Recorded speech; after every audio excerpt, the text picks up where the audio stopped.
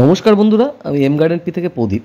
বন্ধুরা, আজকের যে ভিডিওটা করব সেটা একদমই সিম্পল ভিডিও, বাট অনেক উপকারী ভিডিও। এই যে টানা বৃষ্টি পড়ছে, তো আমরা গাছকে খাবার দিতে পারছি না, আমরা খুব চিন্তিত। তো আমরা এই চিন্তা থেকে মুক্তি পেতে হবে, কারণ কিছু কারণ আছে যার জন্য আমরা খাবার দিতে পারছি না। সেই কারণগুলো আমরা জেনে রাখলে খুব সুবিধা হবে। আমরা এই টানা বৃষ্টি পড়ছে, হঠাৎ করে যদি একটু রোদ আসে, তখন আমরা গাছের পাতা ধরে বুঝতে পারবো গাছে কতটা জল লাগবে। এটা একটা অভিজ্ঞতার ব্যাপার। যারা সিন্ডারে গাছ করছেন তারা এইভাবে দেখে নিয়ে সামান্য জল দেবেন, গাছটা শুধু বেঁচে থাকার জন্য, অতিরিক্ত জল দরকার নেই। আর যারা মাটিতে গাছ করছেন তারা কিন্তু একদমই সতর্ক থাকবেন যে কোনোভাবেই যেন এই বর্ষার ভিতর কোনোভাবে জল দেবেন না, আর এই বৃষ্টির জলে ধারাবাহিকভাবে গাছকে রাখবেন না। মানে রাখাই যাবে না যে বৃষ্টির জল ভালো, বৃষ্টির জল ভালো, এই চিন্তা করা যাবে না। কারণ এই গাছে কিন্তু ফুল ফুটবে জানুয়ারি মাসে। তো এই জানুয়ারি মাসে ফুল ফোটার সঙ্গে যেমন সেন্ডারে আমি দেখছি সেন্ডারের কতটা ময়েশ্চার আছে, সেই অনুযায়ী আমি জল দেবো, বা পাতা ধরে বুঝতে পারছি যে কতটা পাতা ঝিমাচ্ছে, কতটুকু জল লাগবে। ঠিক এই মেপেই জল দিতে পারলে কিন্তু আপনার গাছ সুস্থ থাকবে। নাহলে কিন্তু যেটা হবে, এখন যদি কোনো রকমের জল, অথবা ভাবছেন যারা খাবার দিতে পারছি না তারা যদি কোনোভাবে খাবার অ্যাপ্লাই করে ফেলেন, সেক্ষেত্রে কিন্তু গাছের বিপদ ডেকে আনবেন। কারণ এই সময় সানলাইট থাকলে কিন্তু কোনো আমাদের চিন্তা নেই, খাবার দাওয়া নেই। কিন্তু সানলাইট যেহেতু নেই, টোটালি মেঘলা আকাশ, সেক্ষেত্রে কিন্তু দাঁড়িয়ে আমাদের খাবার একদম দেওয়া চলবে না। শুধুমাত্র এই বর্ষার সময় গাছগুলোকে টিকিয়ে রাখতে হবে, বাঁচিয়ে রাখতে হবে। যারা মাটিতে গাছ করছেন, ধরুন বৃষ্টির জলে ভিজছে, বা আপনি শেডে আছে বলে রেগুলার নিয়মিত যেরকমভাবে জল দেন সেরকমভাবে জল দিচ্ছেন, কিন্তু জল টানছে না, গাছ সতেজ আছে। এবার কী হবে, যখনই সানলাইট উঠবে অলরেডি গাছের শিকড়গুলো ততক্ষণে নষ্ট হয়ে গেছে, আপনি উপর থেকে দেখতে পাবেন না। যখনই কড়া রোদ উঠবে তখন কিন্তু গাছকে আর রিকভার করতে পারে না, সব গাছের পাতা ঢলে যাবে। এই ঢলে গেলে সেটাকে সোজা করা কিন্তু খুব সহজ কাজ নয়।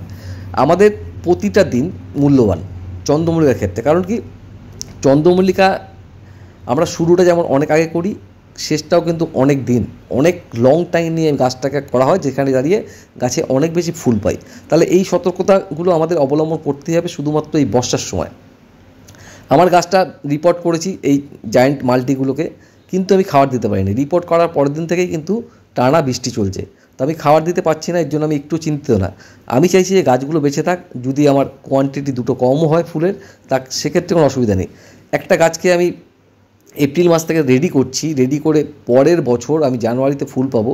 সেই গাছটা যদি কোনোভাবে নষ্ট হয়ে যায়, সেটা কিন্তু আমাদের জন্যই হয়। এটা মাথায় রাখবেন। আমাদের ব্যর্থতা বলবো না এটাকে, যে আমাদের আমরা অজান্তে এমন কোনো কাজ করে বেশি যেখানে দাঁড়িয়ে গাছটা কিন্তু মারা যেতে পারে। আমি বলবো এই সময় দাঁড়িয়ে শুধু প্রয়োজন পড়লে একটু ফাঙ্গিসাইড দিতে পারেন, আর না দিলেও কোনো অসুবিধা নেই। প্রথম দিকে যখন রোদ উঠবে তখন কিন্তু গাছগুলো ঝিমিয়েই থাকবে, একটু তুলনামূলকভাবে ঝিমিয়ে থাকবে। যতটা সতেজতা ছিল তার থেকে একটু কম থাকবে যদি আপনি অতিরিক্ত জল না ব্যবহার করে থাকেন। বোঝাতে পারলাম?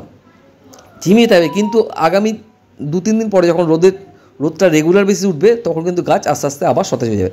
কারণ যে রুটগুলো ড্যামেজের মুখে ছিল সেগুলো হয়তো ড্যামেজ হবে না, যেহেতু আমরা জল প্রয়োগ করিনি, খাবার প্রয়োগ করিনি। এই সময় দাঁড়িয়ে যদি কোনো খাবার প্রয়োগ করে ফেলি তাহলে কিন্তু ভয়ানক। তো গাছে কিন্তু পিঞ্চিং করেছি, আমার ব্রাঞ্চ ছাড়ছে না, আমি দেখতে পাচ্ছি। খাবার দিলেই ব্রাঞ্চ ছাড়তো, একটু আশপাশ করছে আমারই যখন এমন হচ্ছে, তাহলে যারা নতুন আছে তারা তো ভাবছেনই গাছগুলো বোধহয় খাবার না দিলে একদমই বোধহয় মরে যাবে, বা গাছগুলো ভালো অনেক ব্রাঞ্চ পাবো না। এটা মাথা থেকে টোটাল উঠিয়ে দিন এবং গাছগুলোকে শুধুমাত্র বাঁচিয়ে থাকুন। দেখুন গাছ কিন্তু সুন্দর অ্যাক্টিভ হয়ে আছে। এই অ্যাক্টিভটা কিন্তু মানে 15 দিন টাইম পেলে আমরা যদি 3-4-5 খাবার ইউজ করতে পারি, সিন্ডারে তো 15 দিনে আমি অন্ততপক্ষে 7 থেকে 8 বার খাবার দিতে পারবো। আমরা কিন্তু অনেক ব্রাঞ্চ নিয়ে নিতে পারবো। আর যারা মাটিতে, তাদের কিন্তু ব্রাঞ্চ আরও ভালো আসবে। গাছ কোথায় ভালো থাকে? গাছ সানলাইট থাকলে ভালো থাকে, নাকি মেঘলা আকাশে ভালো থাকে, না বৃষ্টি পড়লে ভালো থাকে? গাছ ভালো থাকে যত কড়া সানলাইট উঠবে তত গাছ ভালো থাকবে। এটা মাথায় রাখবেন। যত আকাশ ঝলমলে থাকবে, পরিষ্কার থাকবে, তত কিন্তু আপনার গাছ ভালো থাকবে।